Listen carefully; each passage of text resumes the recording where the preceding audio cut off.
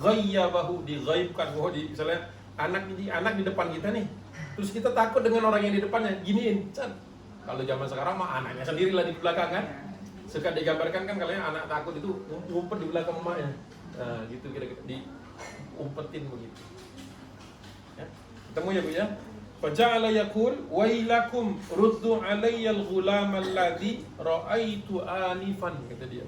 Celaka engkau. Dia lagi asik-asik melihat menerawang begitu. Menerawang anak itu, tiba-tiba diumpetin sama Abu Thalib karena khawatir ada apa-apa. Ya. Kata dia, celaka engkau, kembalikan kepadaku anak itu sehingga aku bisa anifan, supaya aku bisa terawang. Tadi putus ibaratnya. Lagi asik-asik dilihatin, tiba-tiba cek gitu. Keputus karena diumpetin, dibelakangin, ditarik sama Abu Thalib. Begitu. Ya, menarik itu kalimatnya. Wailakum ruddu 'alayyal ghulam alladzi ra'aitu anifan. Saya belum selesai nih menerawangnya. Kalau dia bawa pergi nanti enggak putus. Wallahi la yakunanna lahu sya'nun. Demi Allah, kata dia, saya bisa melihat sesuatu pada anak ini. Maksudnya anak ini bakal hebat gitu. Akan jadi seseorang, jadi orang besar. Saya tuh masih punya pengalaman pribadi. Ketika suami dari Bude ya, dia meninggal dunia beberapa tahun yang lalu. Saya tuh datang ke pemakamannya di Prabu Muli dari Palembang, daerah Palembang, luar kota Palembang. Itu terus kan orang-orang berdoa menguburkan beliau kan, orang yang dekat dengan orang tua saya. Itu ada orang ngelilingin saya nggak sadar, orang-orang yang lainnya ngelilingin.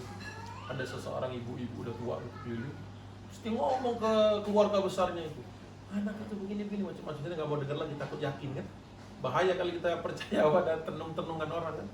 Dan setelah selesai itu saya tanya sama ibu, "Ini ngomong apa?" "Oh, pokoknya kamu dipuji-puji sama dia." "Oh, alhamdulillah dipuji." Takutnya yang enggak gitu. Dia kelilingin saya itu, saya lagi fokus doa gitu, lagi fokus dikelilingin sama dia. Terus dia berangkat ke tempat keluarga besar yang lain, terus dia cerita, ini. Dia cerita bukan mayatnya itu, tapi ngomongin saya gitu. Langsung tutup kuping, terus masuk ke dalam kendaraan. Emang sudah tinggal pulang kan, sudah urusan udah beres, selesai, tinggal yang lain-lain takziah. Jadi ada juga yang begitu-begitu tuh, ngeliatin kita. Jadi saya juga takut juga waktu itu. Setelah diceritakan baru agak sedikit ada pengalaman. Jadi ini saya kebayang momennya gitu, suasananya itu ketika orang itu mau meneruskan ramalannya, tiba-tiba subjek ramalannya dipergikan, dia kayak keputus. Oh, nggak mau tahu Abu Thalib, pentolak Abu Thalib, langsung pergi saja Abu Thalib, nggak ada urusan. Alhamdulillah pamannya ini masih diberikan satu petunjuk oleh Allah Subhanahu Wa Taala supaya nggak berlama-lamaan gitu di depan tukang tenung ini. Kan efeknya kan bisa negatif kedua arah kan, bisa ke anak, bisa ke Nabi. Kalau Nabi pasti dilindungi sama Allah Subhanahu Wa Taala. Masalahnya kan kalau orang biasa ini pelajarannya kan buat kita. Ya, jadi jangan sampai kita percaya kepada omongan-omongan manusia terhadap diri kita maupun keluarga kita. Ya, tetap saja kita selalu berdoa untuk yang terbaik, dan doa itu kita yakini sebagai satu hal yang nantinya bisa ya dikabulkan oleh Allah Subhanahu Wa Taala. Kok jadi ini Allah Subhanahu Wa Taala. Jadi begitu. Alhamdulillah Abu Thalib menyelamatkan. Itu kisah pertama. Jadi sesuai dengan tadi penjelasan bahwa fakana ilahi wa ma'ahu. Jadi betul-betul Abu Thalib itu all out gitu ngurus dia, ngurus Nabi Muhammad ini betul-betul. Makanya nanti ketika dalam babak selanjutnya ada peristiwa lagi yang disebut dengan Qissatu Buhaira. Qissatu Buhaira. Qissah itu adalah kisah, peristiwa. Buhaira nama orang, pendeta Buhaira. Qala itu Ishaq. Tsumma inna Abu Talibin. Terus kemudian Abu Thalib kharaja fi raqbi, berangkat bersama dengan raqab, bersama dengan kafilah, rombongan, caravan. Raqab itu kadang-kadang dipakai istilahnya raqab, kadang-kadang pakai istilah ir, sama saja, itu rombongan dagang besar. Jadi orang-orang dulu, orang-orang Arab kalau berangkat berdagang tidak sendiri-sendiri kayak kita. Mereka kumpul, makanya mereka mengenal musim-musim dagang. Jadi semua orang berjanji di bulan ini dan bulan ini ngumpul di satu tempat, nanti berangkat bareng. Pertama untuk protection, saling melindungi. Jumlah besar, berarti kalau ada garong di jalan bisa dihadapi bersama. Kalau sendirian habis. Dan kemudian mereka punya perjanjian dengan suku-suku yang ada di jalan. Nah, jadi seperti itu perniagaan waktu itu. Jadi makanya orang Quraisy itu dikenal di seluruh Jazirah Arab karena mereka punya apa yang disebut dengan ilaf. Ilaf, pernah dengar kata ilaf? Ilaf itu semacam perjanjian kontrak dagang. Ilaf. Di mana kita temukan kata-kata ilaf? Di surah Quraisy. Li ilafi Quraisy. Demi kontrak dagang, jaringan dagangnya Quraisy. Kalau diterjemahkan di bahasa Indonesianya hanya apa? Li ilafi Quraisy, apa ada diterjemahkan standarnya itu apa? Quraisy dan ilaf itu apa kalau saya itu tahunya ilaf itu kontrak. Tapi kadang-kadang tidak seperti itu diterjemahkan di Al-Qur'an. Surah Quraisy apa ini terjemahannya? Ilaf itu kebiasaan. Nah, kebiasaan saja. Ilaf hanya kebiasaan. Padahal ilaf itu adalah kontrak-kontrak yang dibangun, jaringan dagang yang dibangun, kontrak-kontraknya dari Mekah ke utara ke Syam. Ini jalurnya Hashim bin Abdi Manaf. Kemudian jalan-jalan ke arah Irak, jalan ke arah Yaman, dan jalan ke arah Habasyah. Itu ilaf semua tuh. Dan ada musim-musimnya. Ini menjelaskan bahwa ketika Abu Thalib berangkat dengan rombongan dagangnya, tajiron, ada kata-kata tajiron pula di dalam kitab tersebut ya, tajiron. Ya, tajiron. Tajiron itu berarti perdagangan. Tajir itu orangnya ya, berdagang. Raqab tajiran ila Syam, menuju negeri Syam. Menuju negeri Syam. Syam itu Suriah sekarang. Suriah, Lebanon, Yordan, Palestina itu disebut Syam seluruhnya. Ya, jadi Syam itu meliputi 4 negara kalau sekarang. Kalau sekarang orang hanya menerjemahkan Syam, Suriah, tapi sebenarnya nggak persis. Nggak benar, itu kurang lebar, kurang luas. Yordan termasuk Syam. Jadi Rasulullah diajak oleh pamannya ke Syam, menuju Syam.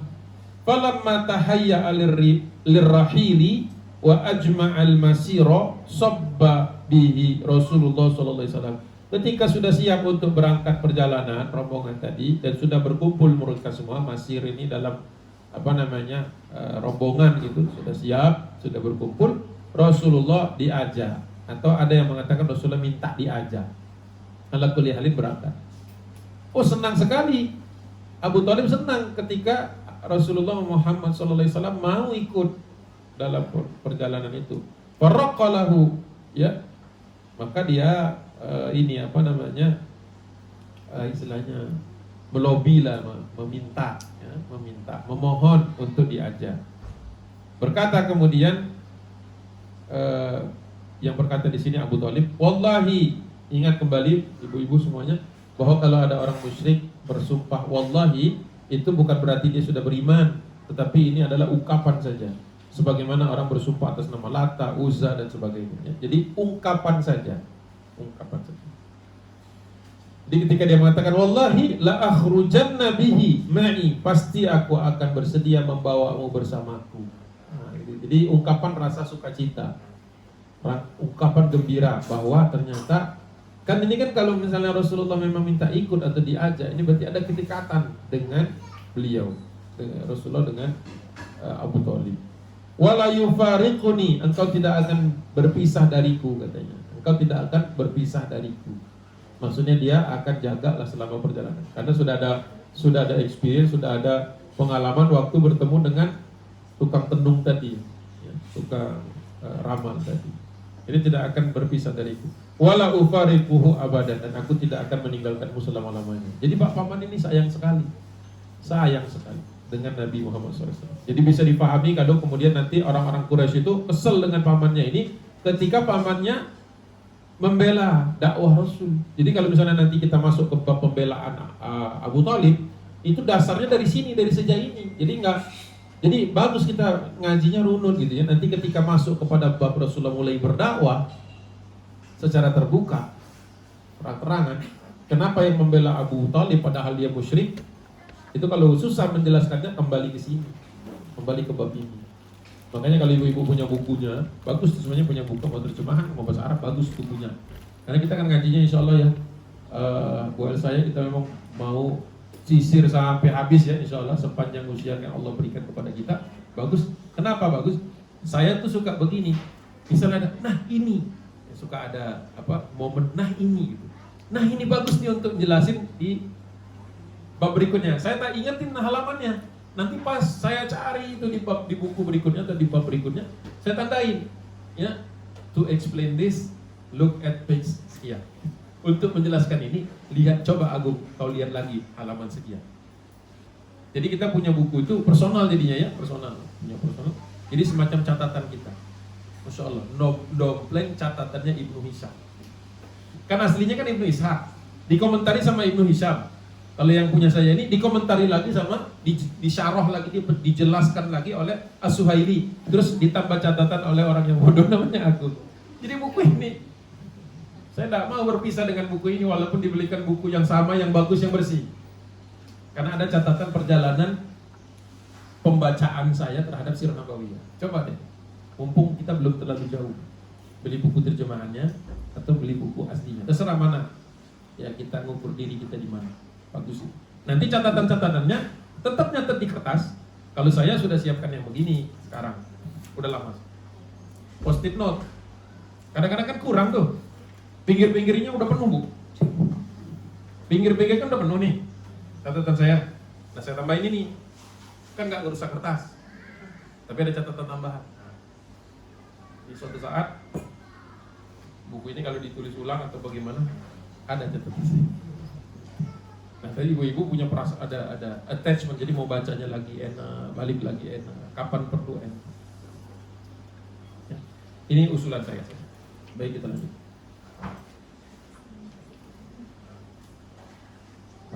Au kama qala fa kharaja bihi wa ma'ahu. Fa kharaja bihi ma'ahu. Atau dengan dari riwayat yang lain, au kama itu maksudnya dari kata per kata dari riwayat yang lain, Rasulullah memang dari awalnya diajak. Jadi ada riwayat yang mengatakan Rasulullah minta tolong dong saya diajak dong. I want some experience. Ya itu kan berarti inisiatif yang bagus kan. Seorang laki-laki menjelang usia menikah ini kan berarti kan menjelang usia menikah punya experience abroad. Oh itu kalau mau dicerit dengan bahasa-bahasa milenial sekarang, wah itu ceritanya begitu. Ya. Anak-anak harus punya pengalaman internasional supaya apa, wawasannya nggak muplak di sini aja. Kayak Jundi kemarin-kemarin tuh London sendiri. Lebih bagus lagi sendirian banget ya. Kalau itu kan masih ikut-ikut teman ya. Tapi tidak apa-apa untuk pertama kali. Karena memang perlu ya. Jadi kalau satu riwayat Rasulullah minta, memohon diikutkan. Tapi riwayat yang lain mengatakan memang dari awal sudah direncanakan diajak. Kalau digabung ya kita sudah mau niat ngajak, dianya minta. Bagus banget. Istilahnya bertepuk tidak sebelah tangan. Falamma nazala rakbu busra. Kemana arah perjalanan rakab ini? Rakab itu rokaba. Rakab itu kafilah dari karavan. Rakab. Kemana tujuannya? Busra. Saya nyatet itu. Bukan Basra. Soalnya banyak ibu nanti ketemu buku-buku. Oh yang ini pakai anu dia. Apa permanen yang bilang? Tuh. Ya. Gak apa-apa, ini saya hapus ya. Asumsinya kan udah kan ya? Ya ini kan yang bulan lalu ya. Nah yang kayak gini, kalau sudah punya bukunya catat di pinggir bukunya. Nggak bisa dihapus yang belakangnya. Oh yang belakangnya? Iya digambar sama. Yang belakangnya itu kayaknya pakai permanen ya? Mungkin pakai permanen. Pakai alkohol mungkin ya? Nanti aja jangan sekarang. We don't need that, don't have much time. Ini saja. Saya cuma istilah-istilah umum yang dipakai. Rakab, rakbun. Ini karavan.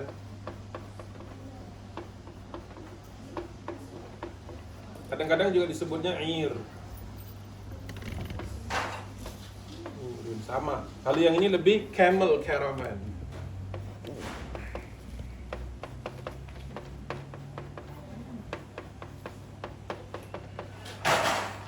Jadi khusus camel caravan. Dua istilah yang akan sering kita temukan di dalam Sirah Nabawiyah. Saya beritahu saja dari sekarang, makin sering ibu baca Sirah Nabawiyah, wabil khusus bacanya yang bahasa Arab, makin terbiasa kita. Makin terbiasa. Ya namanya belajar itu kuncinya cuma satu, paksakan. Paksakan. Kalau nggak dipaksa nggak akan bisa-bisa. Nggak dipaksakan datang nggak akan ngaji-ngaji kan? Kalau nggak dipaksakan punya kitab nggak baca-baca. Jadi memang kebaikan kebagusan sikap-sikap baik itu, kebiasaan-kebiasaan baik itu harus didorong. Kita yang harus dorong diri sendiri. Sebagaimana olahraga. Kenapa orang berbondong-bondong ke gym misalnya atau punya alat gym di rumah? Karena pengen sehat. Kenapa orang berbondong-bondong beli buku? Oh enggak berbondong-bondong beli buku enggak berbondong-bondong. Kenapa? Dia kepengen tahu, pengen belajar, pengen. Rakab itu tadi. Jadi kalau sering saya dengar sering mendengar saya mengatakan rakab itu maksudnya karavan. Ya. Rakab busro, ke busro. Bukan Basra, tulisannya mirip. Ba, sod, ro, pakai ya. Alif maksuro. Busro, ianya biarin aja, kagak enggak dia apa-apa. Ini kalau di petanya Bosra atau Bostra, ada saya lihat juga pakai T. Ya, jadi bukan Basrah ya. Kalau Basrah dia begini. Nah, pakai ta. Basra tuh. Ini yang kota yang di Irak nih. Basra atau pakai H kadang-kadang. Bukan yang ini yang dimaksud. Rasulullah nggak pernah ke Basra. Nggak sampai usianya untuk ke sana. Jadi kalau ketemu Busro, bukan Bushro, lain lagi. Kalau pakai shin, kabar gembira. Bushro, Busro, Sot. Itu di Syam, di Suriah. Di Suriah. Perbatasan dia antara Yordan dengan Suriah, tapi di Suriah. Ya. Kotanya sudah abandoned, jadi sudah semacam kota-kota yang ditinggalkan, tidak lagi ditinggali orang. Ya. Min ardis Syam, di negeri Syam. Wa biha rahibun, di dalamnya atau di sekitar situ ada rahib, ada ada pendeta. Yuqalu lahu Buhaira. Buhaira. Langsung habis kalau itu. Ada yang gede gitu. Udah nggak apa-apa, nggak apa-apa. Berarti ini ada ada urgensi untuk masing-masing beli kitab supaya bisa baca langsung. Saya tinggal nunjuk-nunjuk aja. Wabiha rahib ada seorang pendeta namanya Buhaira fi Sauma'atin, di satu bukan gereja, di kuil yang ada sekolahnya, Sauma'ah. Lahu wa kana ilaihi ilmu ahli Nasraniyah. Jadi ada dua versi ternyata. Buhaira itu ada yang mengatakannya pendeta Nasrani, namun di sini ada catatan kaki.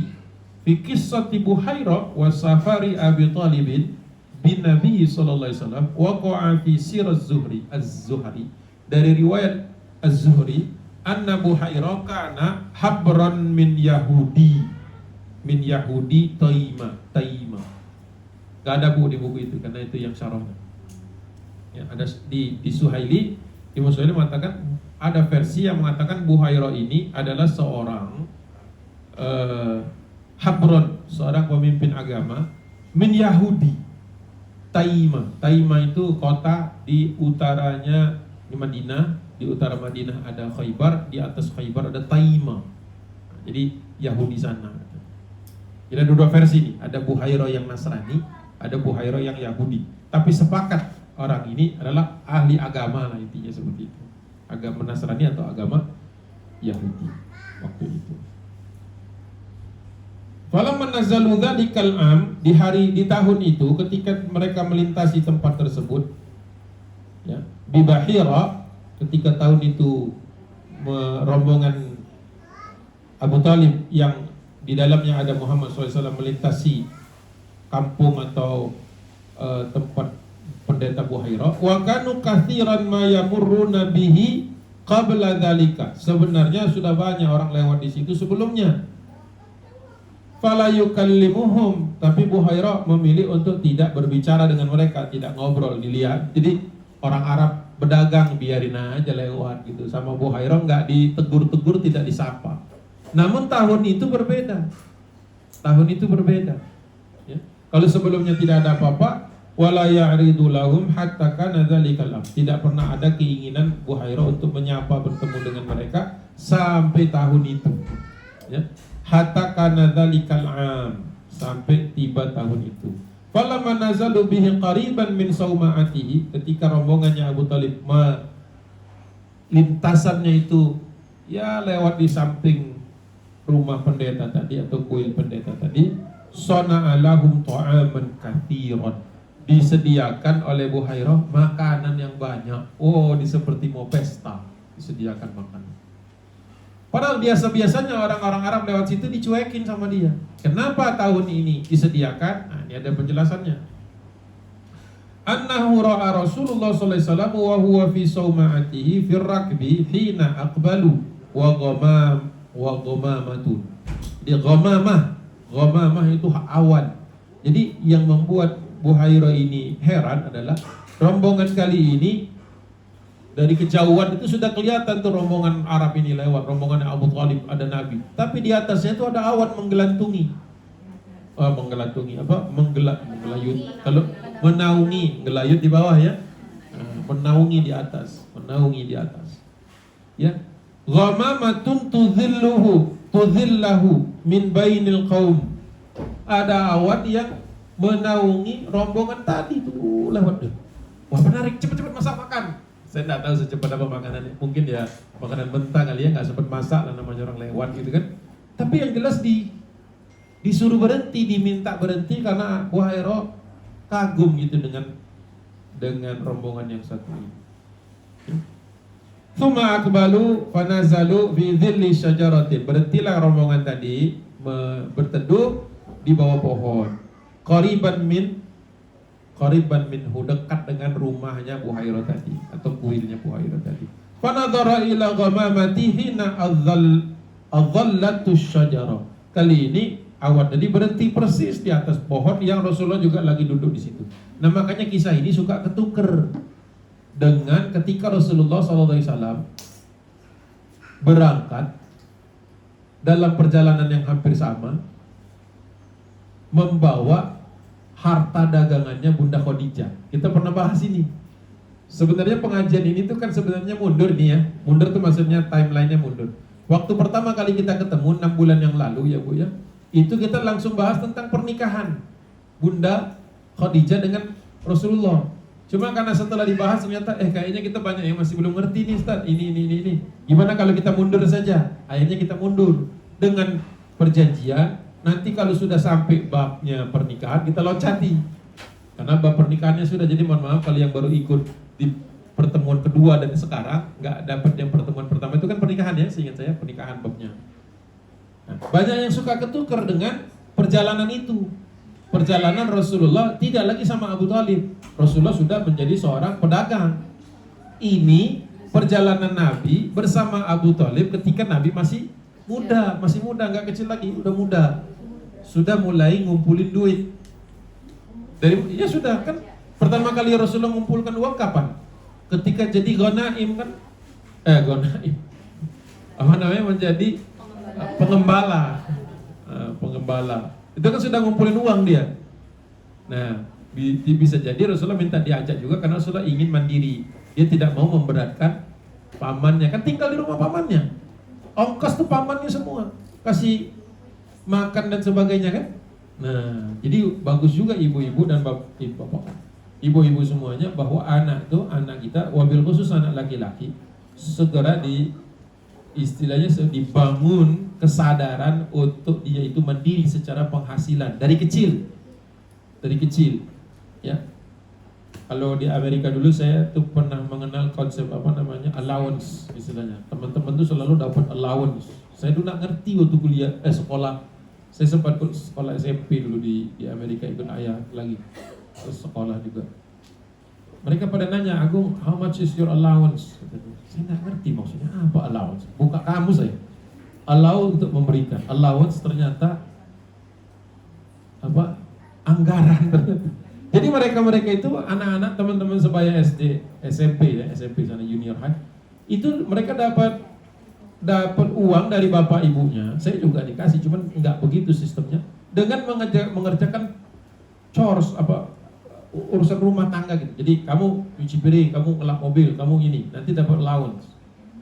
Saya itu baru ngeh tuh dulu. Setelah lama itu baru ngeh, oh maksudnya teman-teman tuh mereka tuh punya penghasilan dari orang tuanya.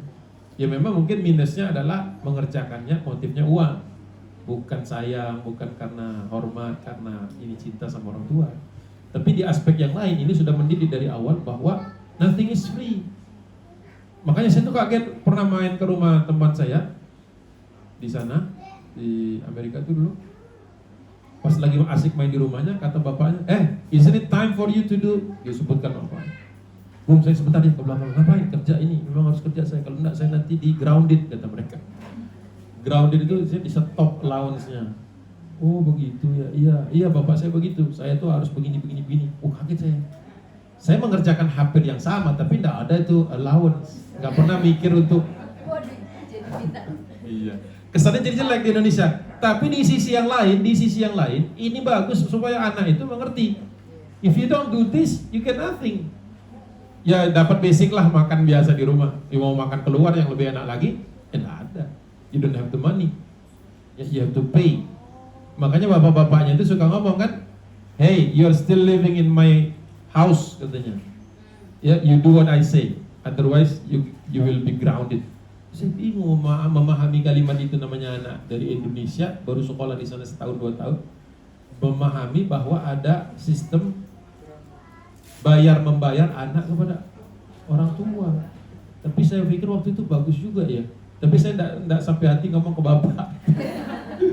Seneng aja dia dibawa ke sana gitu kan, sekolah dan sebagainya, enggak kepikiran. Nah, tapi ketika membaca Sirah Nabawiyah ini, ketika Rasulullah mengajukan dirinya untuk berangkat, saya bisa empati bahwa dia tinggal di rumah pamannya. Dia juga tentu saja Rasulullah SAW baginda perlu punya kebutuhan-kebutuhan, ya kan, tidak pernah disebut mungkin. Tapi dia juga mungkin ingin juga mandiri sebagaimana orang-orang, dan juga mungkin menikah dan sebagainya, kan tidak mungkin dari nol. Wajar kalau kemudian Nabi, ya di samping hikmah-hikmah yang banyak, bahwa dia kerja dan sebagainya, itu masuk akal kalau menurut saya. Ya. Makanya dari kecil kita sudah harus menjaga anak itu supaya tidak terlalu materialistis, tapi jangan sampai naluri dia sebagai yang laki-laki terutama, naluri dia sebagai calon pemimpin rumah tangga itu harus diasah dari kecil. Gimana caranya? Harus seimbang, memang seimbang. Ya. Emang negatifnya ada juga. Teman yang sama, I don't want to do that today, kata dia. Kenapa? I have enough money, gitu. Nah, itu negatifnya kan? Dia nggak mau disuruh ini sama bapaknya. Kenapa? Ya sudah cukup duit saya. Kalau di Indonesia tuh kurang ajar. Ya namanya ini geger budaya kan, istilahnya culture shock dulu kan, culture shock. Saya pulang saya tanya, oh begitu. Gitu. Gak ngelantur dikit. Sama siapa? Summa akbalu dari sudah. Fi dhillit sajaratin qaribin min fanadhara ila al-ghama'in. Nah, jadi awan tadi persis di atas pohon. Fatahassarat al-aqsahu asy-syajarah. Nah, ketika Rasulullah ada di bawah pohon itu, dahan-dahannya aqsan itu dahan-dahan, ranting-ranting. Ya, tahassarat. Kalau tahassur itu gini. Nah, gitu. Nunduk gitu, kayak orang menghormati sesuatu. Nah, dahan-dahan pohon itu tuh seperti menghormati Nabi, seperti menundukkan dirinya. Ya gimana pohon menundukkan dirinya, berarti dahan-dahan ini seperti membungkuk kepada Nabi Muhammad SAW. Itu dilihat sama Buhairah. Ya. Asy-syajarati ala Rasulillah SAW hatta istadalla tahtaha, sampai benar-benar tertutup Rasulullah itu, kayak ibaratnya kayak kalau kita sudah ngeri ya kalau pohon tiba-tiba menyelimuti kita, mau kabur gitu. Tapi ini dilakukan dengan cara yang tidak membuat orang jadi takut. Itulah bedanya. Jadi bukan fenomena yang mistis, bukan. Kalau mau dipelintir jadi mistis bisa, tergantung yang ngobrol, yang ceritain gitu. Bisa dibikin takut, tapi ini bahasanya itu menggambarkan bahwa ini adalah penghormatan dari Allah Subhanahu wa taala melalui ciptaan Allah yang lain berupa pohon dan awan dan lain sebagainya, supaya orang-orang di sekitar Rasulullah itu memahami ini orang spesial. Kan belum jadi nabi, ini mungkin usianya mungkin sekitar 15 tahunan kali ya. 15 tahun berdagang sampai usia 25 tahun baru menikah. Ada teman yang hitung mundur dulu. Kalau Nabi bisa membeli dan memberikan 20 unta betina yang mahalnya sekitar hampir 2 miliar. Hitung uang sekarang 2 miliar plus lah ya, tergantung naik. Itu berarti dia harus kerjanya itu sejak usia berapa? Ada yang iseng itu begitu. Dengan harga ini segini, harga ini segini. Ya perkiraan. Jadi memang hitung-hitungannya idealnya itu Rasulullah sudah bekerja usia 10 tahun untuk sampai bisa memberikan mahar, dalam tanda kutip. Sekarang dulu belum ada mahar. Mahar itu konsep yang setelah Rasulullah menjadi nabi. Zaman dulu namanya sodakoh gitu. Makanya Rasulullah memberikan sodakoh bahasanya. Sodakoh berupa 20 unta. Hitung-hitungan mundur, kerja dari usia 10 tahun. Masya Allah. Jadi Rasulullah ketika yatim itu memang ada dampak-dampak positifnya. Kalau kita punya orang tua kan kadang-kadang nyender sama orang tua. Bahkan kadang-kadang kelamaan nyendernya gitu. Makin cepat makin bagus. Bukan berarti kehilangan cinta atau sayangnya orang tua, tapi bentuknya adalah membuat anak itu jadi mandiri. Itu bentuk cinta juga, membuat anak itu tidak menjadi tergantung berlebihan. Ya pasti tergantunglah namanya ke orang tua, tapi tidak berlebihan. Begitu gambaran. Oh, makin tertarik nih. Siapa? Buhairah tadi semakin tertarik melihat fenomena yang dia tidak pernah temukan sebelumnya. Karena tadi disebutkan banyak yang lewat di sini. Baru tahun ini saja Buhairah bikin kenduri, misalnya bikin makanan, menyediakan makanan dalam jumlah yang banyak. Begitu. Falamma ra'a dzalika Buhairah nazala min sauma'atihi. Ketika melihat atau terlihat oleh Buhairah yang sedemikian, maka dia keluar atau dia turun, maksudnya dia keluar dari dari kuilnya. Wa qad amara bidzalika ta'ami fasuni'a, dan dia memerintahkan mungkin kepada pembantu-pembantunya. Dia tidak hidup sendiri di situ ya. Kalau di beberapa buku saya pernah temukan hidup sebatang kara. Gimana jelasinnya dia nyiapin makan sebanyak itu? Makanya hati-hati juga bikin film baca buku itu, kadang-kadang dia penulisnya larut dalam khayalannya. Makanya perlu baca itu. Kayak saya bilang tuh baca, rujuk kepada hadisnya, jangan nanti ngelantur. Awalnya benar, tapi lama-lama jadi fiksi. Walaupun based on history. Kan ada tuh film kan, this film is based on actual events. Itu hati-hati tuh, based on. Tidak semuanya. Hati-hati membahasakannya. Kalau this is true event, nah itu oke, berarti beneran. Balik lagi ke sini. Tsumma arsala ilaihim. Dia menyuruh orang untuk menyiapkan makanan, tsumma arsala ilaihim. Terus mengutus orang untuk menjemputnya, menghalau istilahnya. Stop. Mampir di sini. Rest area Sauma'ah, Buhairah. Exitnya Buhairah. 4 rest area. Berhenti dulu kata mereka. Inni qad sana'tu lakum ta'aman. Sungguh kataannya ini faqala di sini Buhairah berbicara kepada siapa? Kepada rombongan Abu Thalib. Inni qad sana'tu, sungguh aku sudah siapkan lakum bagi kalian ta'aman, makanan. Ya ma'syara Quraisy. Nah, itu. Dia sudah tahu ini Quraisy. Ini berarti jalur yang memang biasa dilewati oleh pedagang-pedagang Mekah, pedagang-pedagang Quraisy. Jadi kata dia, mampirlah sebentar, ini saya sudah sediakan makanan. Fa ana uhibbu an tahduru. Saya senang kalau kalian mau hadir kullukum. Itu dia. Kan dia belum tahu persis yang mana nih yang menyebabkan awan menaungi, yang mana yang menyebabkan pohon itu tunduk, yang mana persis orangnya itu belum tahu. Maka mau diundang semuanya. Kalau sudah tahu juga paling yang diundang si itu aja tuh, Muhammad aja, yang lain dah di luar aja. Lapar kalian sana. Itu mungkin begitu. Tapi karena belum tahu, diundang semuanya. Kullukum, sogirukum, yang kecil-kecil dari kalian, wa kabirukum, yang tua-tua juga diundang. abdukum, apa namanya ini, hamba-hamba sahaya kalian, budak-budak kalian, wa hurrukum, atau orang-orang yang merdekanya. Oh, diundang semua pokoknya tanpa kecuali. Mau besar mau kecil, kalau perempuan nggak ada karena semua berangkat laki-laki. Jadi tidak perlu disebutkan rijalukum wan nisaukum, tidak perlu. Karena semuanya laki-laki, namanya perdagangan perjalanan itu. Bunda Khadijah saja tidak pernah berangkat sejauh itu, tapi rombongannya sampai. Semuanya diundang, everyone is invited. Ya kan? Datanglah ke sini. Faqala lahu rajulun minhum, ada yang nyeletuk di antara rombongannya Abu Thalib tadi, ada yang nyeletuk. Wallahi, nanti wallahi lagi, tidak ada hubungannya sama keimanan ini. Hanya ungkapan-ungkapan saja. Ya Buhairah, innalaka la sya'nan al-yawma. Ada apa? Kalau bahasa kita, tumben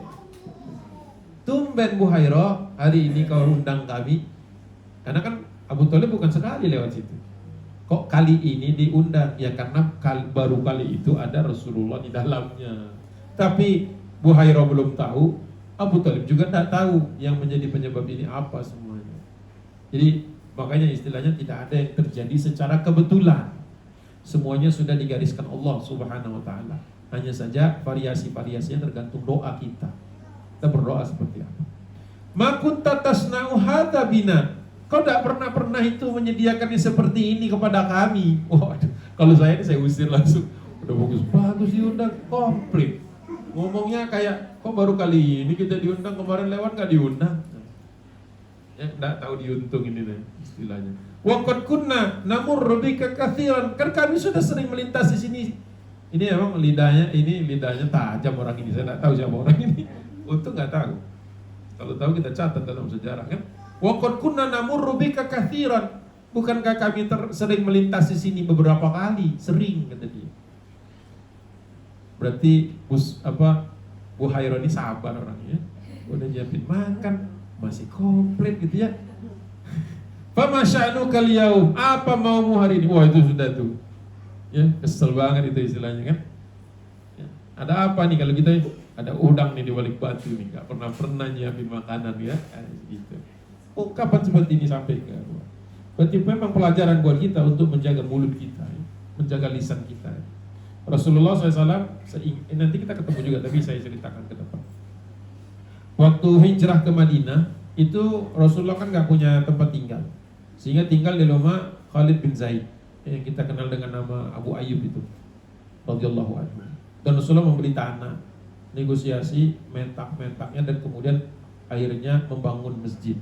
Perlu waktu 7 bulan untuk membangun Masjid Nabawi yang sekarang lagi diisolirin lagi, nggak boleh masuk karena virus-virus.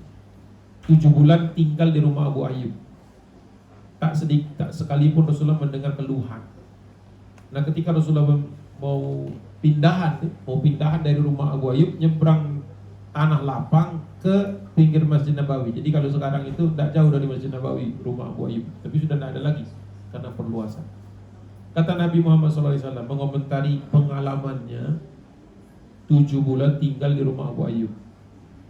Kata Nabi, "Wa man kana yu'minu billahi wal yawmil akhir." Barang siapa yang beriman kepada Allah dan hari akhir, falyukrim dhaifahu. Hendaklah memuliakan tamu. Hendaklah memuliakan tamunya. Wa man kana yu'minu billahi wal yawmil akhir. Belum berarti itu Rasulullah menyebutkan satu paket, satu hadis itu. Falyukrim jarahu. Hendaklah dia memuliakan tetangganya. Atau falyukrim ila jarihi di dalam riwayat yang lain. Kemudian Rasulullah lanjut lagi, man kana yu'minu billahi wal yaumil akhir. Barang siapa yang beriman kepada Allah dan hari akhir, falyakul khairan aw liyasmut. Hendaklah dia berkata yang baik atau diam. Jadi satu paket hadis itu. Tapi kadang-kadang kita suka ambil comot-comot satu-satu kan. Padahal itu satu konteks Rasulullah ceritanya. Orang yang baik kepada tamunya, baik juga kepada tetangganya, baik juga menjaga mulutnya. Jadi konteksnya itu erat. Boleh diputus, boleh. Dalam konteks umum boleh. Yang namanya ngomong bagus itu lebih baik daripada ngomong yang jelek.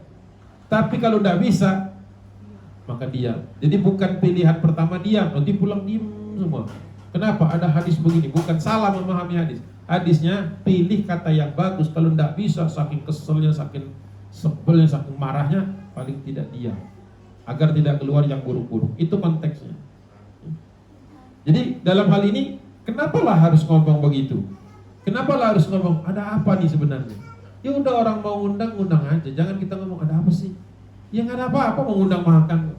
Walaupun kita tahu nih jangan-jangan kesana, diamin aja. Ya, diamin aja. Jangan merusak suasana dengan mengatakan hal-hal yang obvious, yang sebenarnya sudah pastilah ada sesuatu lah, tidak perlu ditanya-tanya. Jadi ibu-ibu kita kepada tamu, konteksnya itu ya, kepada tetangga, dan omongan yang baik. Karena omongan yang buruk pasti melukai tamu. Coba tamunya datang, wah lama juga ya gitu. Tamunya keki kan, lama apa nih, jangan-jangan saya kelamaan bertamunya gitu kan. Jadi jangan ngomong yang nyakit kita, padahal mungkin maksud kita baik.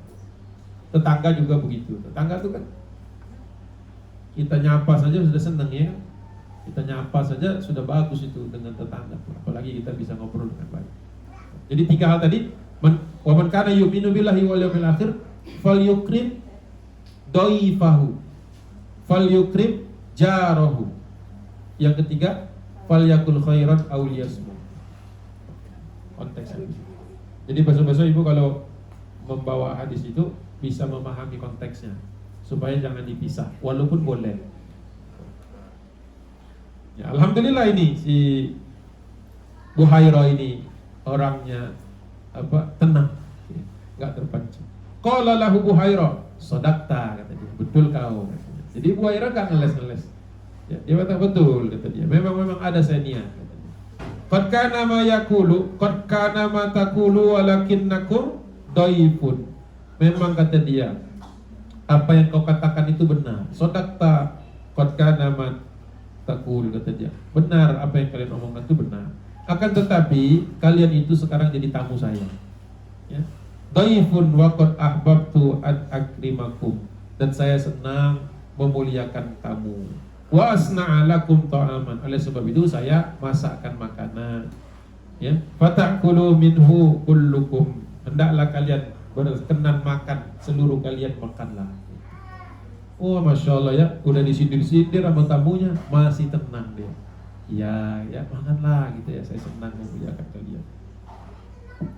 Fajtama'u ilaihi wa takhallafa. Akhirnya turunlah orang semua dari kendaraannya. Berkumpullah mereka ilaihi, masuk ke rumahnya Buhairah, bukan ke gereja tadi, bukan ke kuil, rumahnya di samping gereja tadi.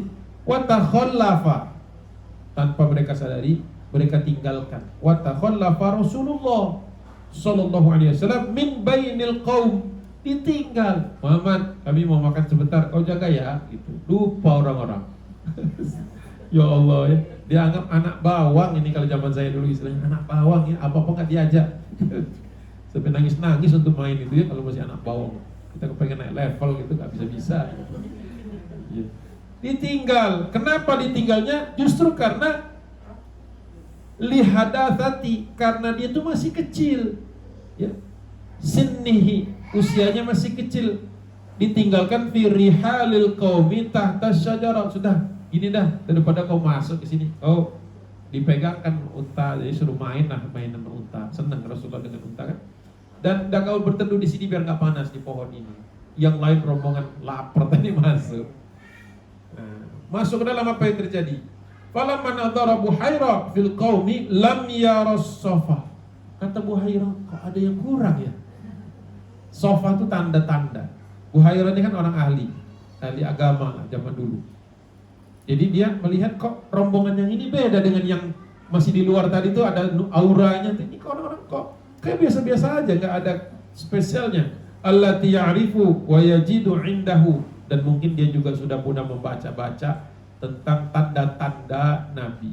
Nah, ini masuk ke dalam bab bahwa sebagian pendeta Yahudi dan sebagian pendeta-pendeta Nasrani itu di dalam kitabnya sudah mengetahui tanda-tanda kenabian. Hanya saja ketika benar-benar Nabi itu turun dan diutus dari kalangan bangsa Arab dan kemudian mendapatkan ayat, mendapatkan wahyu, mereka mengingkari. Jadi Buhairah ini tahu tanda-tandanya dan dia scanning begitu sekian banyak orang, saya tidak tahu berapa jumlahnya, 30-40an biasanya. Patokannya dari mana 30-40? Abu Sufyan waktu berangkat ke Badar bawa 2000 unta, hanya dijaga 40 orang. Jadi kemungkinan besar rombongan Abu Thalib juga kurang lebih 30-40 kurang lebih. Jadi dia scan 30-40 orang itu 39 lah katakan. Ada sesuatu yang kurang. Kita kadang-kadang suka begitu kan? Enggak, orangnya enggak di sini tapi saya lupa yang mana orangnya, tapi enggak di sini. Tuh. Kadang-kadang kita bisa tahu sesuatu itu tidak di situ, tapi kita tidak tahu yang mana. Seadanya ada. Itu perasaan seperti itu. Kata dia, kok enggak ada? Faqala ya ma'syara Quraisyin katanya, wahai orang-orang Quraisy, ini udah siap makan nih, udah di meja itu di kursi ya, udah tinggal makan. Wahai orang-orang Quraisy, la yatakhallafanna ahadun minkum an ta'ami, kata dia. Jangan sampai ada yang enggak kebagian makanan saya ini dari kalian walaupun satu orang. Bahasanya masih halus, bukan mengatakan kalian sembunyikan di mana orang itu. Bahasanya enggak begitu. Bahasanya itu kan masih halus. Benar nih, udah makan semua, gitu kan. Walaupun kita sudah tahu di mobil itu ada satu orang tuh, tapi kenapa orang itu tidak diturunkan? Jadi bahasa halus orang Jawa banget nih pastinya. Buhairah ini kalau di Indonesia orang Jawa, kira-kira. Dan semua orang Jawa begitu juga. Dia kata dia sudah makan semua. Ada nggak yang nggak ketinggalan? Jangan sampai ada yang ketinggalan loh, nanti lapar. Gitu. Seperti itu. Qalu lahu ya Buhairah ma takhallafa anka ahadun yanbaghi lahu an ya'tika illa gulamun wa huwa ahdathul qaumi sinna, kata dia. Wahai Buhairah, tidak ada yang kami tinggalkan dari undanganmu itu satu orang pun yang sepantasnya yang sepantasnya makan di sini. Ya, tapi ada juga kecuali itu ada anak kecil, anak muda. Dia itu memang usianya masih kecil. Maksudnya apa? Ya, gak mau lah dia makanan begini. Anak kecil disuruh makan paling susah kan? Coba ibu-ibu anak itu suruh anaknya main sama anaknya makan, mana paling semangat? Main. Walaupun nanti dia balik juga kalau lapar. Makanya, jadi kata dia ya, yang pantas makan sudah di sini semua, ada di dalam rumah atau di dalam tenda. Yang di luar tenda dia masih kecil. Wah, langsung Buhairah langsung mendeteksi jangan-jangan yang di luar ini nih yang membuat awan tadi mengikuti rombongan dan macam-macamnya dari itu. Jangan-jangan itu. Fatakhallafa fi rihalihim, memang sengaja ditinggalkan untuk ngurusin sebagian karena memang Nabi Muhammad senang main dengan hewan-hewan itu. Jadi ya emang dikasih ya udah nih mumpung kita makan, gitu mainlah gitu kan. Anak-anak disuruh main senang, suruh makan tak mau. Faqal berkata, la taf'alu, jangan begitu, kata Buhairah, jangan begitu, kata dia. Ini mungkin Buhairah udah deg-degan nih kan. Benar enggak, jangan-jangan ini nih Nabi. La taf'alu, ud'uhu, kata dia, panggilkan anak itu. Falyahdur hadzat ta'ama ma'akum, panggillah anak itu, suruhlah dia menikmati makanan ini. Qal wa qala rajulun min Quraisyin ma'al qaum, salah seorang dari kalangan Quraisy keluar memanggil Nabi dan berkata, Wallata wal Uzza, kata dia. Nah, ini orang ini mungkin baru ngeh yang ditinggal di luar itu siapa sih? Baru ngeh gitu kalau itu Muhammad sallallahu alaihi wasallam. Kata dia, demi Lata dan Uzza, innaka la'umun, kata dia. Tega-teganya kita. La'um itu tega lah kalau bahasa Indonesia. Ya, doing something bad kalau bahasanya itu. Ignobly, ignobly itu melakukan sesuatu yang tidak terpuji. Kata dia, sangat tak terpuji bina kita ini an yatakhallafa ibnu Abdullah bin Abdul Muttalib. Masa kita, ya Allah, itu kan bahasa kita tuh, ya Allah, yang kita tinggal itu kan anaknya Abdullah gitu. Wah, apa ini juga Abu Thalib juga. Padahal kan dia sudah berjanji bahwa tidak akan berlepas, tidak akan jauh-jauh dari Muhammad. Dia kaget. Nah, ini rasa bersalahnya dia. Ya Allah, itu kan anaknya Abdullah. Orang-orang kan masih ingat Abdullah siapa, karena ayahnya Rasulullah juga pedagang. Ayahnya Rasulullah itu wafatnya di Gaza, wafatnya di Palestina. Wafat ketika Rasulullah lahir itu, ayahnya itu wafat di perjalanan, dalam perjalanan dagang. Masih di Syam, bagian Filistin, mau balik, wafat. Jadi orang-orang teman-temannya Abu Thalib atau pesuruh-pesuruhnya Abu Thalib itu tahu kalau Abdullah itu termasuk pedagang. Loh, masa anaknya kita tinggalin di luar gitu loh. Kalau bahasa kita sekarang.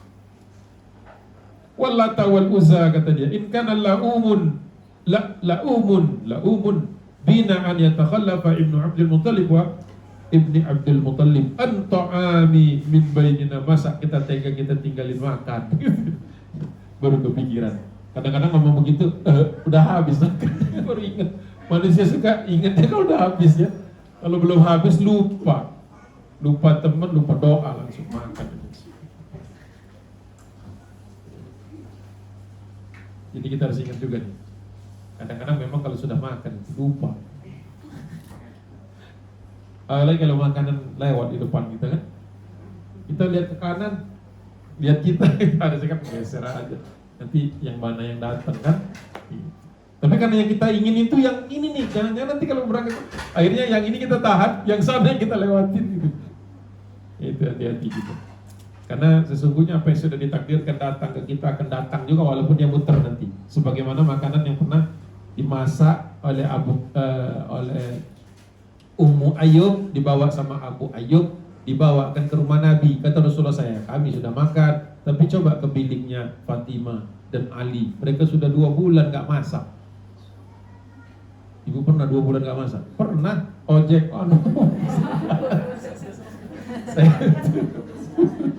Maaf, tidak mencoba menyinggung siapa-siapa. Kami udah lama setahun Ustaz gak masak, kenapa? GoFood. Astagfirullah. Iya, kata Nabi Rasulullah sudah hampir 2 bulan rumahnya, biliknya Ali dan Fatimah tidak masak. Makan tetap, cuma makan kering, makan dingin, makan makanan dingin. Maksudnya ya dapat dari sana sini, tak sempat masak. Bukan karena miskin. Ali bin Abi Thalib dan Bunda Fatimah ini termasuk dulu disebutnya itu sebagai filantropis. Keluarga filantropis yang mendahulukan orang lain terus. Babnya zuhud pada gitu. Babnya zuhud. Maka makanan itu selalu ketika datang ke rumah Bunda Fatimah pun makanan enak tuh. Padahal sudah 2 bulan berdasarkan pengakuan ayahnya, yaitu Nabi Muhammad SAW. Gak mungkin Rasulullah bohong. Waktu sampai di depan rumahnya, alhamdulillah kata mereka. Abu Ayyub tolong oper ke sebelah lagi saja, itu ya. Karena mereka nampaknya sudah lama nggak makan. Emang ada yang lebih lama lagi. Allahu a'lam.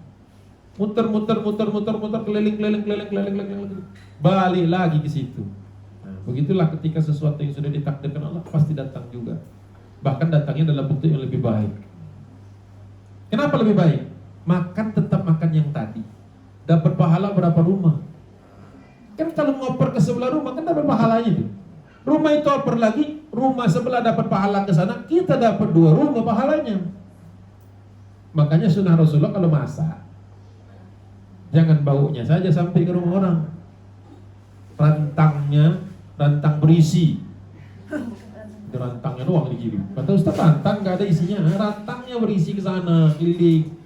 Zaman dulu masih ada tuh, saya masih merasakan kalau di kampung nenek tuh, ya kalau kita makan masak banyak banget, keluarganya sedikit, nggak terlalu besar, masaknya banyak banget. Kenapa? Untuk tetangga.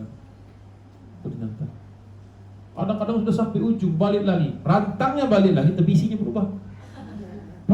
Ambil masalah supaya apa? Dapat sodakoh. Ya Allah, itu dulu kalau dikasih bingkai hadis itu orang semangat pastinya. Dulu kita anggap hanya tradisi kan. Padahal tradisi itu based on sunnah. Makanya kita perlu promosikan, sebenarnya tidak semua adat-adat itu, tidak semua pasti bertentangan dengan syariat. Selama masih nilainya baik, kenapa tidak? Supaya orang-orang awam sudah terbiasa. Tinggal lagi kita kasih pengertian bahwa ini dulu Rasulullah, Bunda Fatimah pernah. Jadi kita semangat kerjainnya. Lebih bersemangat kita ketika kita tahu di dalamnya ada sunnahnya dan ada pahala tentu saja. Keliling-keliling balik lagi, makan tetap yang tadi, pahala tinggal hitung. Nah, tapi kalau langsung dimakan, ya sudah dapat makanan itu saja dan dapat pahalanya keliling tadi. Masya Allah. Ya.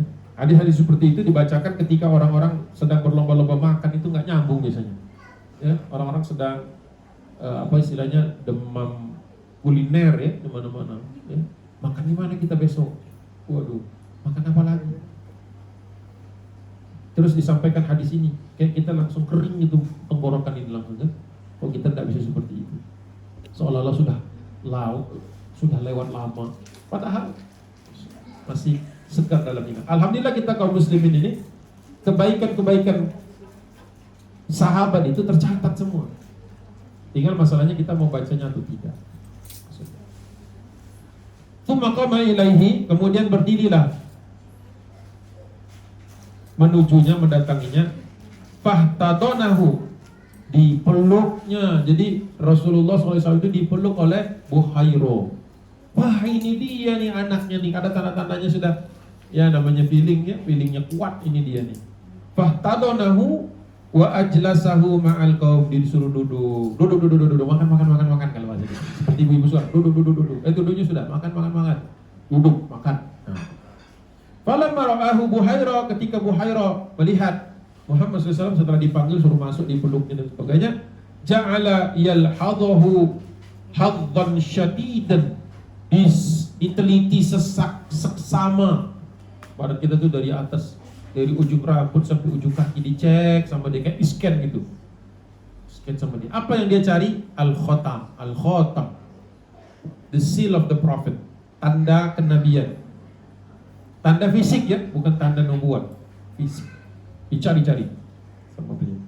Wa yanzuru ila asya'a min jasadihi, dibolak-balik dicek tangannya, dilihat. Orang-orang Quraisy juga bingung, kok cuma dia aja yang dicek-cek begitu.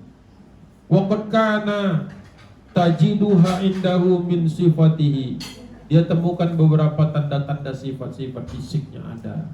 Hatta idza faraqal qaumu min ta'amihim, gak lama setelah itu selesai makan orang-orang rombongannya Abu Thalib tadi, watafarraqu, mereka minta izin untuk berlalu berpisah. Qama ilaihi Buhaira, kata Buhaira, sebentar dulu, saya mau nanya. Karena Buhaira kan khawatir nih, tanda-tandanya ada, fenomena alamnya ada, tinggal beberapa lagi dia mau pastikan supaya dia yakin kalau anak ini adalah anak yang sebagaimana diceritakan di dalam Injil, katakanlah, atau Taurat. Faqal, dia berkata kepada Nabi SAW, bertanya, ya gulam, wahai anak muda, as'aluka bihaqqil Lata wal Uzza, boleh gak aku bertanya kepadamu dengan demi Lata dan Uzza? Jadi Buhaira itu tahu bahwa kalau calon nabi atau nabi masih kecil itu, dari kecil saja sudah tidak mungkin bersumpah kecuali dengan nama Allah. Tidak akan dia bersumpah dengan sumpah-sumpah yang lain. Maka dipancing sama dia. Siapa tahu ini coincidence, siapa tahu ini cuma gak sengaja saja. Maka dia tanya, wahai anak muda, boleh gak saya bertanya sesuatu demi Lata dan Uzza? Illa ma akhbarani amma as'aluka anni, nanti kau mau nanya apa saja kepada saya boleh. Wa inna ma qala lahu Buhaira dzalika li'annahu sami'a qaumahu yahlifuna bihima. Kenapa Buhaira menggunakan Lata dan Uzza? Karena tadi Buhaira baru mendengar juga kebiasaan orang musyrik Quraisy itu, orang Quraisy yang zaman jahiliyah itu, demi Lata dan Uzza kita gak sengaja meninggalkan Muhammad di luar. Nah, dipakai sama dia, dibalikkan. Demi Lata dan Uzza, boleh gak saya nanya sesuatu? Qala Rasulullah, anna Rasulullah SAW qala, Rasulullah menjawab pertanyaan dari Buhaira tadi dengan mengatakan, la tas'alni, jangan kau bertanya denganku bil Lata wal Uzza, kata dia, syai'an, jangan nanya apa-apa kalau sumpahnya Lata dan Uzza, maka usah. Ya, saya tidak menerima pertanyaan kalau pertanyaan itu dibumbui Lata dan Uzza, kira-kira gitu bahasa. No, don't ask me, gitu ya, with Lata dan Uzza. Jangan. Wah, senang Buhaira, berarti bener nih anak nih. Dari kecil sudah kuat ini pegangannya. Sudah Allah kuatkan hatinya, jaga Nabi kita ini Muhammad SAW ini untuk tidak ngomong sembarangan. Ini juga pelajaran buat kita ibu-ibu, bahwa anak-anak itu ya, Dari kecil harus ditanamkan tauhid itu dari yang sederhana-sederhana. Kalau dia mendapatkan suatu nikmat, ingat Allah. Ketika ada satu musibah, istighfar kepada Allah. Dari kecil tuh harus. Jangan anaknya jatuh, dasar karpet ini. Kecil ya, kecil, masalah kecil. Dulu, zaman dulu suka tuh sebetulnya. Sekarang alhamdulillah sedikit demi sedikit kita hilangkan yang seperti itu. Sakit misalnya itu kan, ke dokter, sembuh. Terus ngomongnya apa? Alhamdulillah. Dokter tadi itu perantara saja. Obat yang dia resepkan, yang kau makan tadi, itu adalah ikhtiar. Yang menyembuhkan kamu, Allah. Itu harus diucapkan ke anak itu, jangan oleh orang lain, oleh ibunya, kalau tidak bapaknya. Jadi kalimat-kalimat menghujam itu harus dari orang tuanya, supaya nanti dia punya anak, dia akan terbiasa menghujamkan kata-kata bagus, kata-kata bertuah, kata-kata sunnah kepada anaknya juga. Itu siklus yang harus kita bangun. Harus dibangun. Kalau anaknya udah kepalang besar, cucunya ajak anak itu membegitukan cucu kita, dan seterusnya. Apalagi yang mau kita tinggal kalau bukan kebaikan. Jadi kaget ini, dan kagetnya kaget senang itu Bu Hairo ya, bahwa ternyata Muhammad SAW mengatakan jangan bertanya kepadaku membawa-bawa Lata dan Uzza. Wallahi, saya kalau bersumpah dengan nama Allah, kata dia, kata Nabi. Jadi Rasulullah hidup di zaman jahiliyah, orang bersumpah asal-asal, tapi Nabi kalau bersumpah hanya wallah. Padahal Allah itu di zaman itu tak ada patungnya. Satu-satunya panggilan yang tidak ada representasi fisiknya. Makanya Abu Jahal ketika diajak oleh Nabi nanti waktu setelah jadi Nabi, setelah diangkat Rasul, diajak masuk Islam, dia bertanya, kalau saya menyembah Allah, tolong buatkan atau tolong tunjukkan yang mana patungnya. Itu Rasulullah, Allah tidak ada patungnya. Jadi kita nyembah siapa? Jadi ini otak yang berbeda, otak orang yang beriman dengan otak orang yang apa istilahnya, materialistik, gitu ya. Itu selalu berpikir kalau disembah itu harus ada barangnya. Muhammad, kita menyembah sesuatu yang tidak ada. Iya, wah saya tidak bisa katanya beragama seperti itu. Dan di kemudian hari kita baru tahu bahwa Abu Jahal itu punya pabrik produksi patung. Jadi ada dua tuh kemungkinan dia menolak Islam. Satu, dia sudah terbiasa dengan penyembahan-penyembahan. Yang kedua, kalau dia masuk Islam, bukan hanya nggak laku, dia harus berhenti membuat itu kan, karena bertentangan dengan agamanya. Makanya hati-hati juga. Walaupun pedagang itu 9 pedagang, 9 dari 10 pintu rezeki lewat perdagangan. Dan pedagang-pedagang itu kata Allah SWT, manakala dia jujur, itu adalah orang-orang rombongan di antara yang pertama-pertama masuk ke dalam surga. Namun hati-hati juga, karena Rasulullah mengatakan itu tempat bisnis atau pasar itu tempat yang paling rawan terhadap syirik. Syirik bukan hanya setan, syirik. Kenapa? Ketika orang bersumpah, demi Allah barang ini paling bagus, no. Demi Allah ini sudah harganya, harga pokoknya. Tanpa disadari setiap hari dia bersumpah bohong, palsu. Kan berat itu. Kalau pedagang sudah biasa bersumpah mah enteng, ngomong apa aja salah. Tidak tahu nanti di yaumil hisab semua sumpahnya akan turun. Nah, katanya palsu, katanya ini bohong, enggak kok. Katanya ini barang udah terakhir habis, masih banyak diulangan. Cuma mau naikin harga aja supaya jadi. Ya. Saya break sebentar. Sudah cukup tadi waktunya.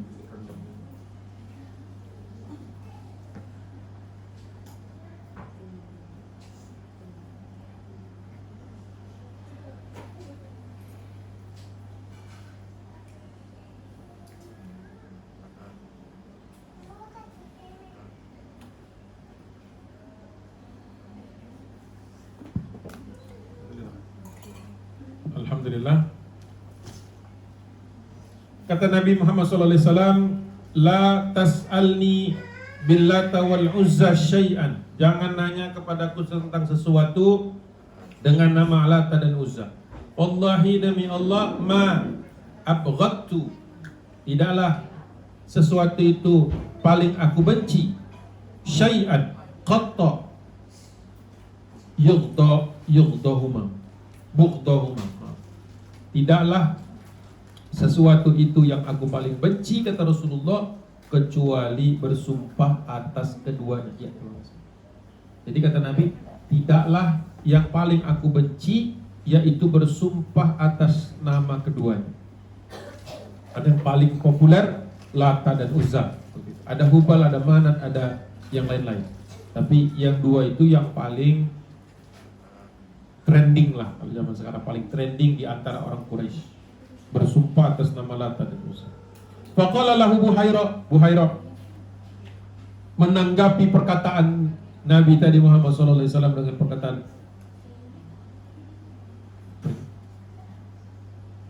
Fabillahi illa ma akhbaratni amma as'aluka anhu. Akhirnya aku bersumpah dengan nama Allah dan aku bertanya tentang hal-hal kepadanya.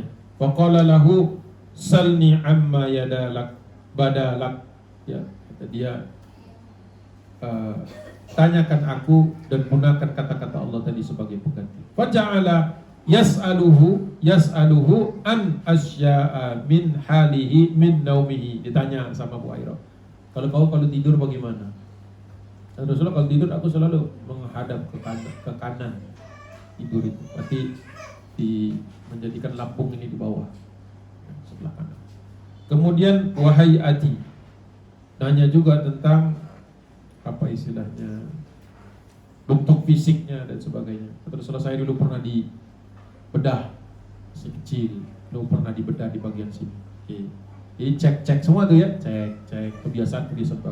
Wa umurihi, bagaimana usianya? Kata Nabi, saya usia sekian begini, sekian orang tua saya begini. Cek semua. Ya. Faja'ala Rasulullah SAW yukhbiruhu, dijawab sama Nabi semuanya, kabar-kabar apa yang ditanya. Wa yuwafiqu dzalika ma 'inda Buhairah min sifatihi. Ya. Kemudian alhamdulillah semuanya bisa dijawab dengan baik.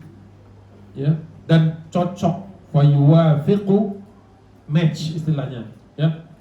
Apa yang disampaikan, apa yang ditanya sama Buhairah dengan jawaban dari Nabi memenuhi kriteria kenabian sebagaimana yang diketahui oleh Buhairah berdasarkan kitab-kitab yang dia baca.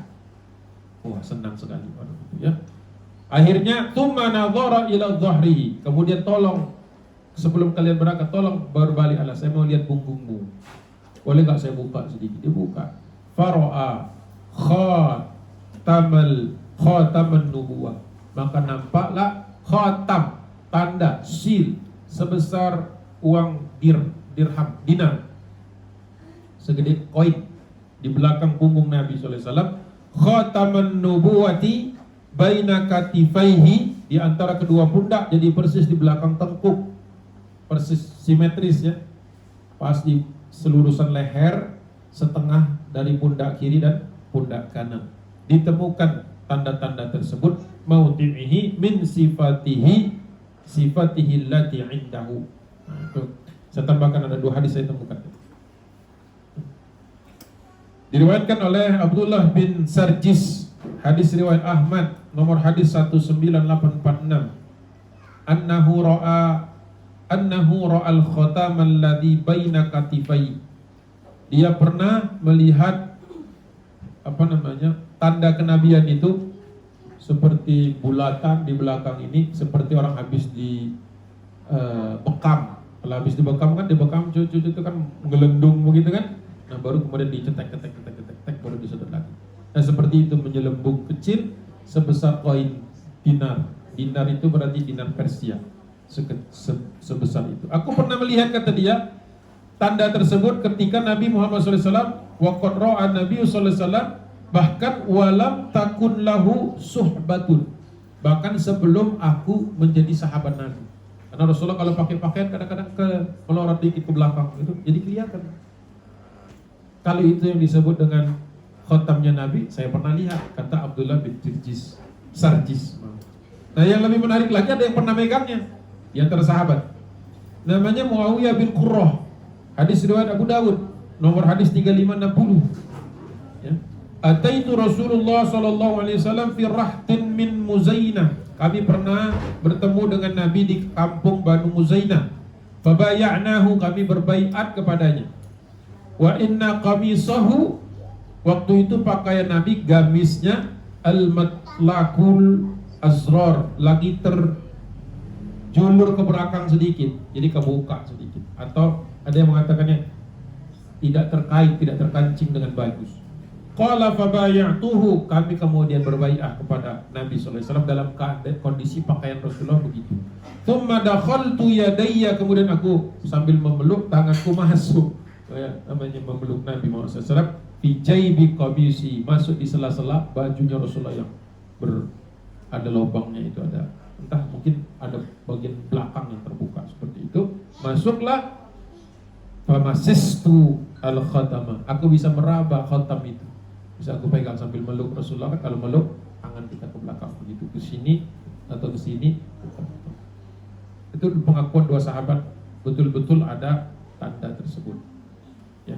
Wa kana mithlu atharil hijam, mihjab. Kalau menurut Ibnu Hisham, bentuknya seperti mihjab, hasil dari hijamah, yaitu apa?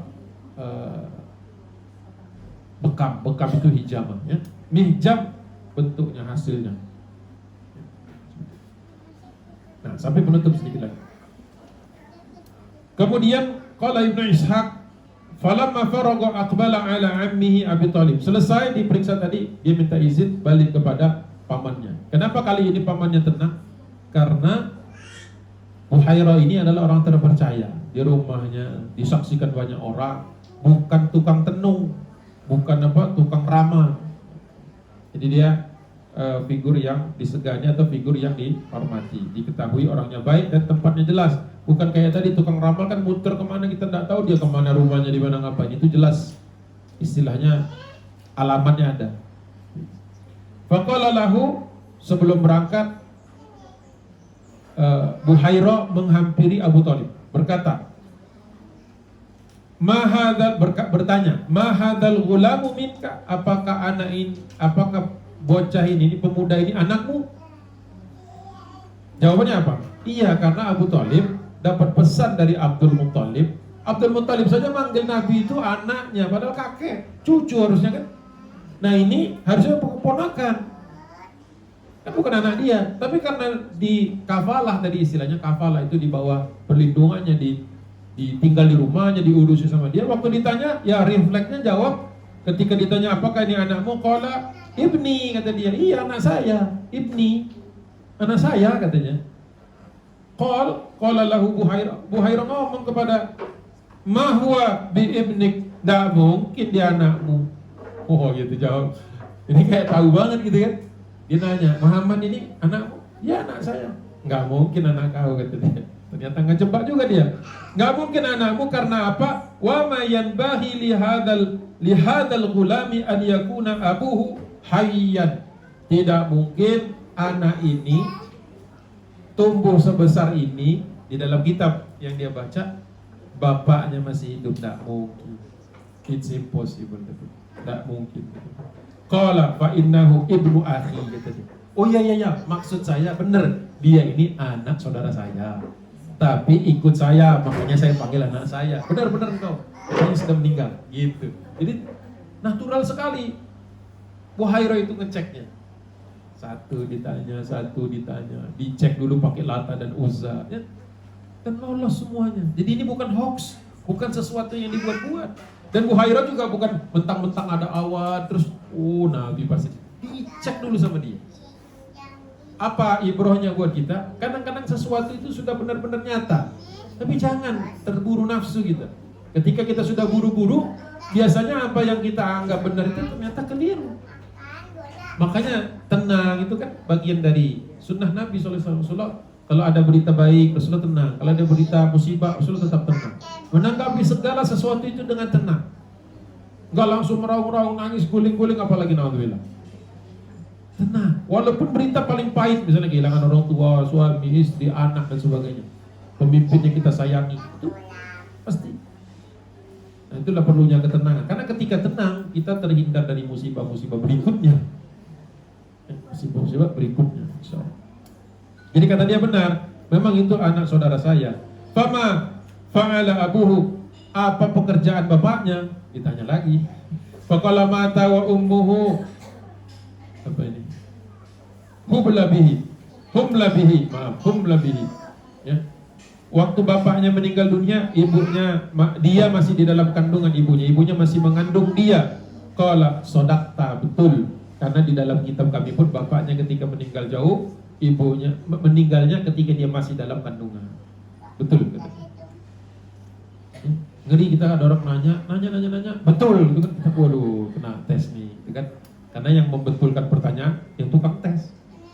Nanya betul, bukan nanya untuk cari tahu, tapi nanya untuk mengetes. Sudah. Terus, nah wasiat penutup nih, wasiatnya Buhairah. Kata dia begini saja. Farji bi ibni akhika, tolong bawa pulang, kau pulanglah bersama anak saudaramu ini. Maksudnya Rasulullah sallallahu alaihi wasallam, ila baladihi, baliklah ke negerimu, balik ke negerinya dia. Wahdhar alaihi Yahuda, waspada kalau ketemu Yahudi. Nah, di sini kembalikan yang pertama, riwayatnya kan ada yang mengatakan dia Nasrani. Kalau dia Nasrani berarti dia tahu sifat Yahudi. Tapi kalau dia pendeta Yahudi, berarti dia tahu ada di antara pendeta Yahudi lain yang jelek. Jadi penjelasannya bukan enteng, maksudnya mudah, sederhana menjelaskannya. Jadi jangan bingung. Ada yang mengatakan Nasrani, ada yang mengatakan Yahudi. Dua-duanya bisa, karena dua-duanya pun dimuat oleh Ibnu Hisham. Supaya kita mengerti. Karena memang zaman dahulu juga antara Nasrani Yahudi itu ya agamanya berdekat-dekatan sebenarnya. Tidak terlalu jauh. Jadi kata dia, kembalilah, bawalah kembali anak saudaramu ini ke negerinya, dan waspada, wahdzur, ya. Wahdhar, ihdzar, ya. Wahdhar, asal katanya hadrun. Hadrun itu artinya kewaspadaan. Kalau orangnya namanya waspodo, bapak saya. Wallahi, kata dia, demi Allah, la in ra'auhu wa arafu minhu ma araftu. Demi Allah, seandainya pendeta-pendeta yang lain itu mengetahui sebagaimana saya mengetahuinya.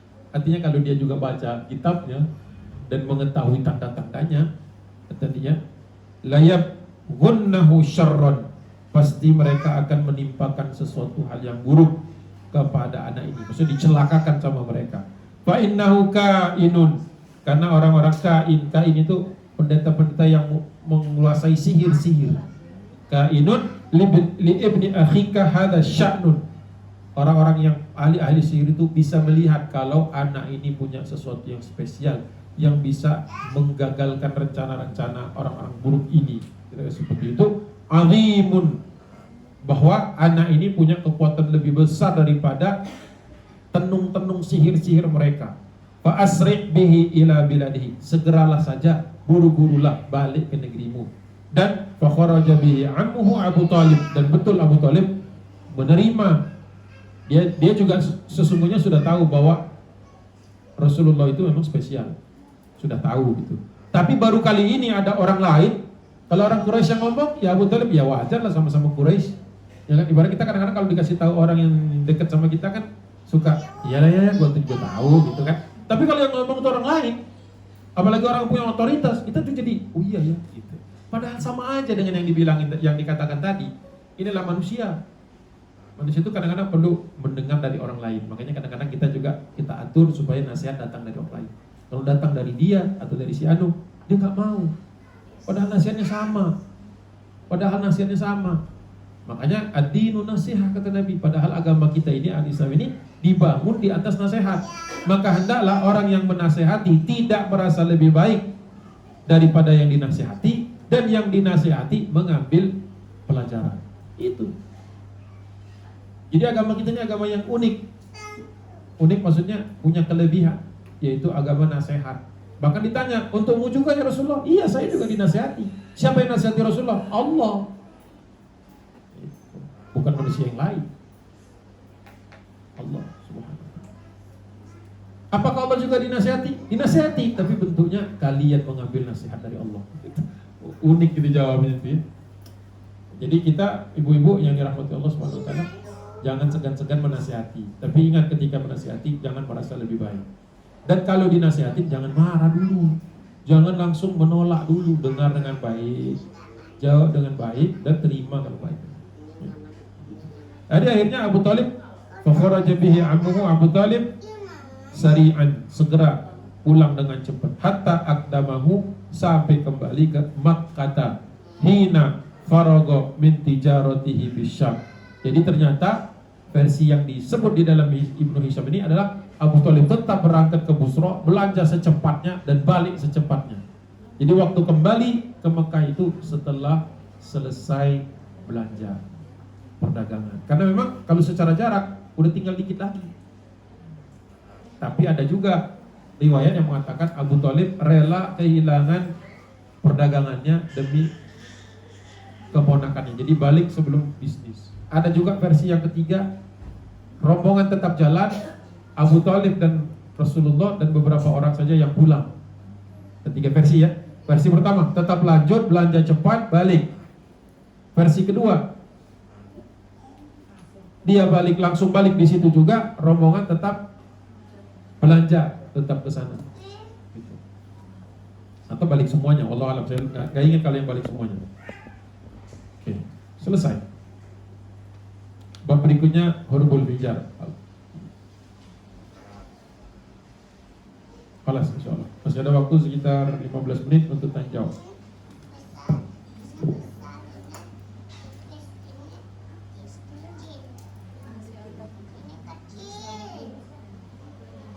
Ustaz, ini masih ada yang ahli kitab berusaha membunuh Rasulullah? Allah Ta'ala yaqla'u wa yahfadu wa yahutu min aqdharil jahiliyah. Itu lebih baik digabung saja nanti penjelasannya ke Harbul Fijar ya. Nah, kasih tanda aja di situ. Tidak semua yang ada di bab sini saya bahas. Nah, ada beberapa yang saya skip. Ada yang pertimbangannya karena hadis-hadisnya lemah, ada yang pertimbangannya karena dia sudah tercakup di dalam kisah sebelumnya. Jadi nggak letter per letter, kata per kata. Jadi bapak dan ibu, ibu-ibu, kalau nanti saya ceritanya agak lewat sedikit, kasih tanda aja dulu, baca sendiri.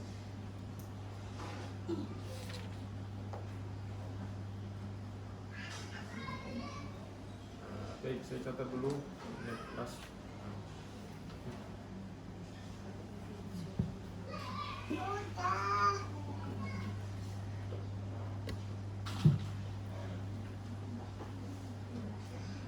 Ada pertanyaan kah? Ada. Ya. Apa itu?